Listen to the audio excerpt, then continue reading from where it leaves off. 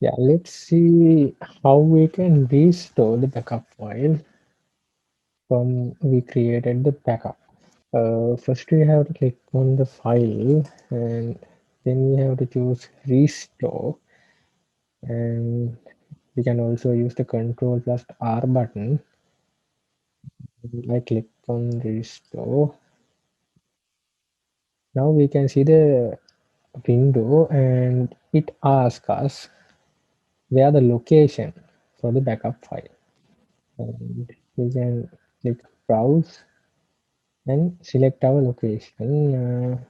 I'd save it on drive D, and yeah, this is our backup file which I previously backup, and then we have to click on open and click next. Yeah, then we have to select the company. Select the company you wish to restore your backup file to. We have two options in here. We can restore that backup file as an existing company or as a new company. If we want to open that our backup as a new company, we can change the company name also. And I want this company file as a existing company, therefore I choose an existing company. And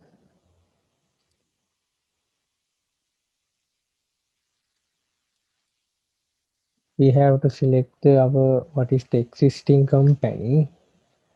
Then I chose ABC company because that is the company I want to paste that backup. And then we have to click next.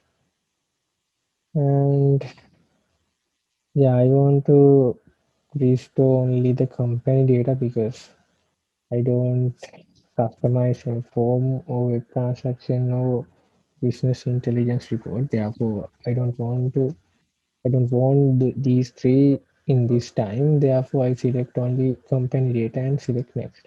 And finally, ask the confirmation from us to backup, and we have to select check on the finish. Then it will restore. Let's see. It's loading, restoring company, and open the company.